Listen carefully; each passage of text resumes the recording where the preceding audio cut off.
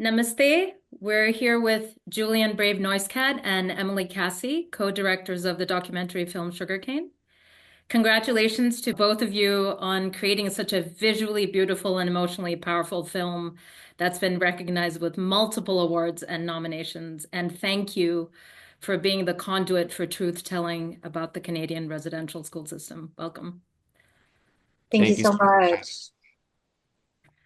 So, in the film, we hear about many different types of violence perpetrated by the Christian clergymen of the St. Joseph Residential School in British Columbia on First Nations children who are now elders.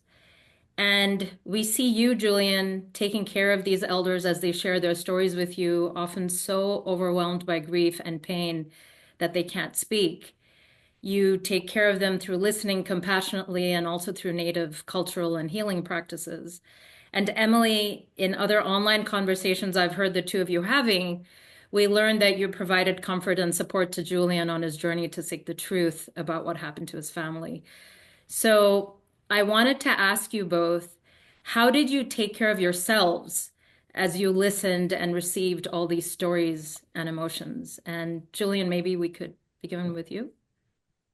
Yeah, thank you so much for the question. I don't know if I ever really thought of my role in the film as taking care of people other than myself and my dad. I think that the way in which we interact with people is just the way in which I would hope that anybody would interact with any other human being who is sharing, heavy and serious material. I mean, obviously, in our culture, there's a reverence for elders and a lot of compassion for people who've survived, deeply painful things.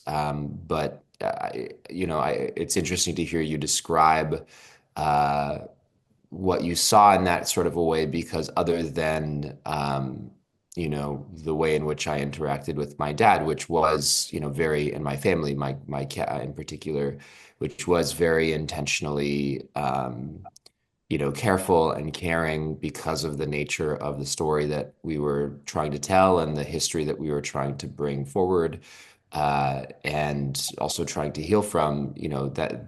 Other than that, I don't necessarily think I did think about what I was doing in the film as taking care of people. I just think that maybe there's a way in which, our culture relates to elders and trauma and people who've been through these sorts of things that is perhaps different than what people are usually used to seeing. I mean, just baseline, I think that as Native people, we probably interact with our elders a lot more um, than other people do. I just saw my auntie who's in the film, for example, just this past weekend.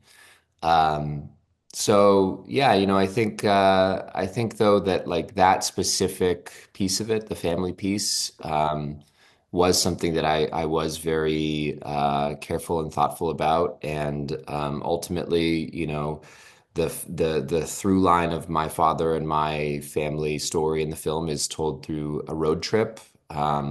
Which is really a homecoming, a return to the res and to the place of my father's birth, the mission, as well as which are both places of significant trauma. So, those are, in a sense, I kind of cringe when I hear this phrase, but it was, in a sense, a healing journey. And I think it was also implicitly a form of ceremony. On the journey back to the res and the mission, my father and I visited, and this was, very intentional. His father's homelands. We bathed in many bodies of water that are significant to our people's history.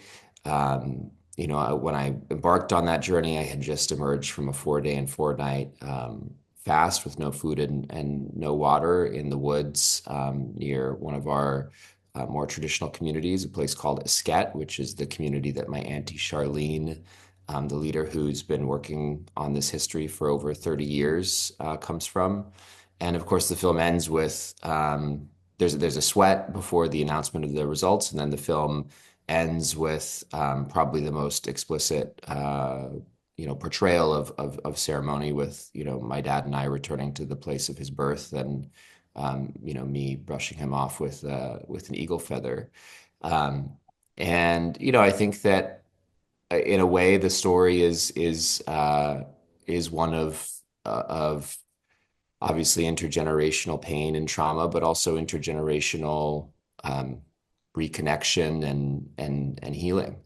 And the way in which our people have and many other peoples have taken care of those kinds of things throughout our history has been through our culture and has been through our spiritual beliefs and practices. And I think that those are essential to our emotional, psychological, and many other forms of well-being.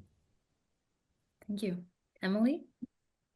Yeah, thanks for the question. I think for me, I um I'm in a very particular position because I'm holding the camera and moving around people's personal spaces in these intimate moments with this kind of large box that is meant to translate what is happening through it. And I think because of that, the way that I try to create space for people is from a place of empathy, which I guess you could consider care. There's a lot of like warmth that I try to create around people, and a space where they feel like they can be themselves and they can be present in whatever it is that they're feeling.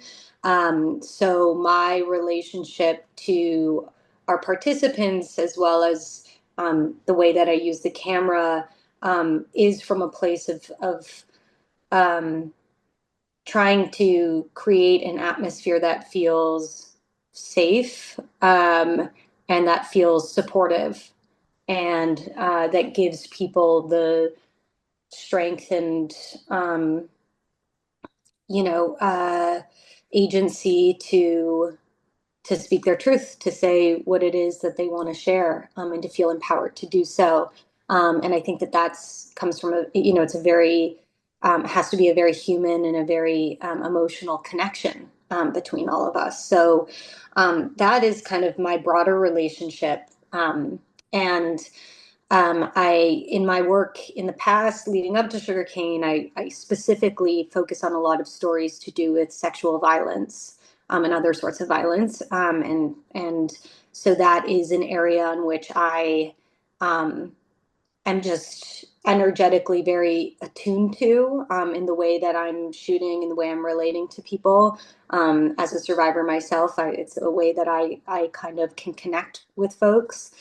And I think in terms of Julian and our relationship, it was kind of twofold because primarily Jules is my creative collaborator, my directing partner, and so building trust, and trust is like core to this feeling of care and reciprocity, I think, with participants. But for Julian to be able to be as vulnerable as he was and present as he was when we did his part of the story, we had to build an incredible amount of trust and care between us and with Chris LaMarca, who I shot the film with, and with his family, to feel like that this was going to be cared for carefully. Of course, Julian, being an author of the work as well, also contributed to that, but also a trust with me. And then, so far as taking care of myself, I think there were a couple things. One was that I think,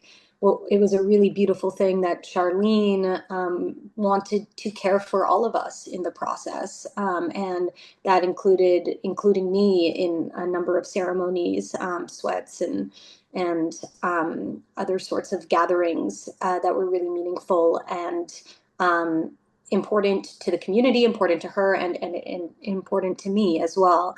And then I think on a personal level, you know, I have spent my career over the last decade doing this kind of deeply traumatic work.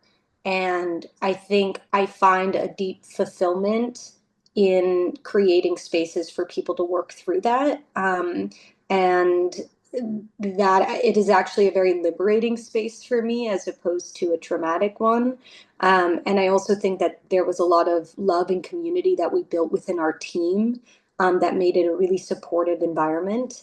And then, therapy and self-care on the other end of it. Um, but, I think when you feel like you're in service of something, um, there's kind of like you feel, I don't know, there's a very kind of um, you feel cared for because you're participating in something meaningful. And so there's like this kind of fulfillment that comes with that, as well as, the really beautiful relationships that we created with our both our participants and particularly the film team. Thank you both so much for answering that question.